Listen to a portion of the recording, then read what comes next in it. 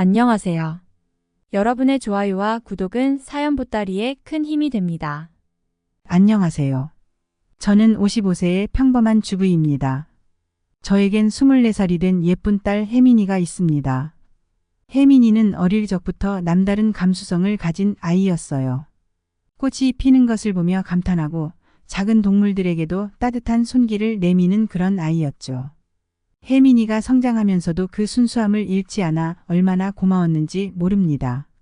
하지만 어느 날부터 혜민이에게 이상한 일이 벌어지기 시작했습니다. 처음엔 그저 꿈을 자주 꾸는 것 같더니 점점 더 생생하고 무서운 꿈을 꾸기 시작했어요. 밤마다 악몽에 시달리는 딸을 지켜보는 일은 제게도 큰 고통이었습니다. 잠을 제대로 자지 못해 기운이 없어 보이는 혜민이를 볼 때마다 가슴이 찢어질 듯 아팠습니다. 어느 날 혜민이는 학교에서 쓰러졌습니다. 급히 병원으로 데려갔지만 의사들은 특별한 이상을 찾지 못했어요. 그저 스트레스 때문일 거라고 조금 쉬면 나아질 거라는 말뿐이었죠. 하지만 제 마음은 불안함으로 가득 찼습니다. 혜민이는 쉬고 있는 동안에도 자주 혼잣말을 하거나 보이지 않는 무언가와 대화하는 듯한 행동을 보였습니다. 이상한 일들은 점점 더 빈번해졌고 급기야 혜민이는 자신이 무언가를 보았다고 말하기 시작했습니다. 처음엔 무서워하던 혜민이는 점점 그 존재들과의 소통에 익숙해져 갔고 나중에는 그들이 무엇을 원하는지 어떤 메시지를 전하고자 하는지 알아내기까지 했습니다. 그때 저는 무언가 큰일이 일어났음을 직감했습니다. 결국 딸을 데리고 무당을 찾아가기로 했습니다. 무당은 혜민이를 보자마자 신내림을 받아야 한다고 말했습니다. 저는 처음엔 믿기지 않았습니다. 과학적으로 설명할 수 없는 일들이라니 현대 사회에서 그런 일이 일어날 수 있다는 게 믿기지 않았죠. 그러나 혜민이의 상태를 더 이상 방치할 수 없다는 생각에 결국 무당의 말에 따르기로 했습니다. 신내림 굿이 진행되는 동안 혜민이는 마치 다른 사람이 된 것처럼 보였습니다. 강렬한 춤을 추며 이상한 언어를 말하기 시작했어요. 저는 두려움과 걱정으로 눈물만 흘렸습니다. 그러나 굿이 끝나자 혜민이는 편안한 표정으로 저를 바라보았습니다. 마치 오랜 꿈에서 깨어난 사람처럼 모든 짐을 내려놓은 얼굴이었죠. 그 후로 혜민이는 무당으로서의 삶을 받아들였습니다. 처음엔 힘들어했지만 점점 자신의 역할에 자부심을 가지게 되었습니다. 사람들의 고민을 듣고 그들을 돕기 위해 최선을 다하는 혜민이를 보면서 저는 딸이 얼마나 강한 사람인지 새삼 깨닫게 되었습니다. 그러나 그 과정은 결코 순탄하지 않았습니다. 혜민이가 무당으로서의 삶을 받아들이기 시작한 후 가족 내 갈등이 더욱 심해졌어요. 남편은 처음엔 혜민이의 변화를 받아들이기 힘들어했죠.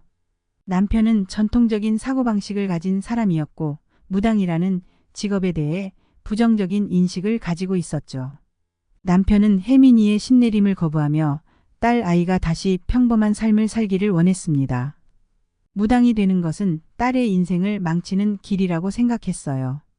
딸과 남편과의 갈등은 점점 심해져만 갔어요. 혜민이는 자신의 길을 지키려 했고 남편은 딸을 막으려 했죠. 어느 날 남편은 혜민이에게 이렇게 말했습니다. 혜민아, 제발 이 일을 그만두고 다시 학교로 돌아가라. 너 무당으로 살면 앞으로 어떻게 될지 생각해봤니? 내가 이렇게 살면 앞으로 어떻게 될지 생각해봤니? 하지만 혜민이는 단호하게 대답했습니다. 아빠, 이건 제 운명이에요. 저는 이 길을 가야 해요.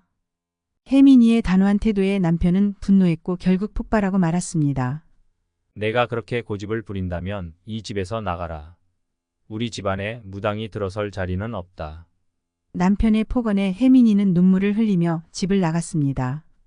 그 장면을 지켜보는 제 가슴은 찢어질 듯 아팠습니다. 남편과 혜민이의 갈등은 저를 죽고 싶게 했죠. 혜민이가 집을 나간 후 저는 딸을 찾아다녔습니다. 길거리에서, 작은 사당에서, 그리고 사람들이 모이는 곳에서 혜민이를 찾아 헤맸습니다. 며칠 후 혜민이는 한 작은 사당에서 발견되었습니다. 아이는 그곳에서 기도를 드리고 있었습니다. 혜민이는 저를 보자마자 눈물을 흘리며 제 품에 안겼습니다. 저는 혜민이를 안고 한참 동안 울었습니다. 혜민이를 집으로 데려온 후 남편과의 대화가 필요했습니다. 저는 남편에게 이렇게 말했습니다. 여보, 혜민이를 이해하려고 노력해줘요. 우리 자식인데 우리가 이해를 못하면 누가 혜민이를 이해하겠어요?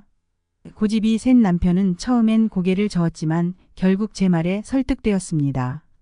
내가 잘못했어. 당신 말이 맞아. 혜민이가 행복하다면 그걸로 됐어. 그 후로 우리 가족은 다시 안정된 일상을 찾아가고 있습니다. 혜민이는 여전히 무당으로서의 삶을 살고 있으며 사람들을 돕고 있습니다. 그녀의 선택을 존중하고 그녀가 선택한 길을 지지하기로 했습니다. 비록 예기치 못한 길로 접어들었지만 우리는 함께이기에 어떤 어려움도 이겨낼 수 있을 거라 믿습니다.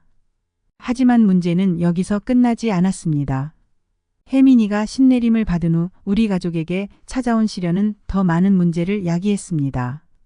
혜민이가 신내림을 받았다는 소문이 퍼지면서 우리 가족은 사회적인 편견과 차별에 직면했습니다.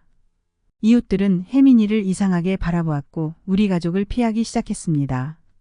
특히 학교에서 혜민이는 친구들로부터 따돌림을 당하기도 했습니다. 하루는 혜민이가 학교에서 돌아와 울면서 말했습니다. 엄마, 나 이제 학교에 가기 싫어요. 친구들이 나를 이상한 눈으로 봐요. 혜민이의 말에 제 가슴이 아파왔습니다. 그녀를 위로하고 싶었지만 어떻게 해야 할지 몰랐습니다. 혜민이는 결국 학교를 자퇴하고 무당으로서의 삶을 전념하게 되었습니다. 그 후로도 혜민이는 많은 어려움을 겪었습니다. 무당으로서의 삶은 생각보다 힘들었고 많은 희생을 해야 했습니다. 그러나 혜민이는 포기하지 않았습니다. 자신의 운명을 받아들이고 그 속에서 행복을 찾기 위해 노력했습니다. 저와 남편도 그녀의 선택을 존중하고 지지했습니다. 혜민이의 신내림은 우리 가족에게 큰 시련이었지만 우리는 그 속에서 더 단단해졌고 서로의 사랑을 다시 한번 확인하게 되었습니다. 비록 세상은 혜민이를 이해하지 못할지라도 우리는 아이 곁에서 항상 응원하고 지켜봐 줄 것입니다. 혜민이가 자신의 운명을 받아들이고 그 속에서 행복을 찾기를 간절히 바라고 있어요. 비록 예기치 못한 길로 접어들었지만 우리는 함께이기에 어떤 어려움도 이겨낼 수 있을 거라 믿습니다. 혜민이의 신내림은 우리 가족에게 큰 시련이었지만 우리는 그 속에서 더 단단해졌고 서로의 사랑을 다시 한번 확인하게 되었습니다. 저는 앞으로 딸의 곁에서 항상 응원하고 지켜봐 줄 거예요. 자식만큼 세상에서 소중한 건 없으니까요.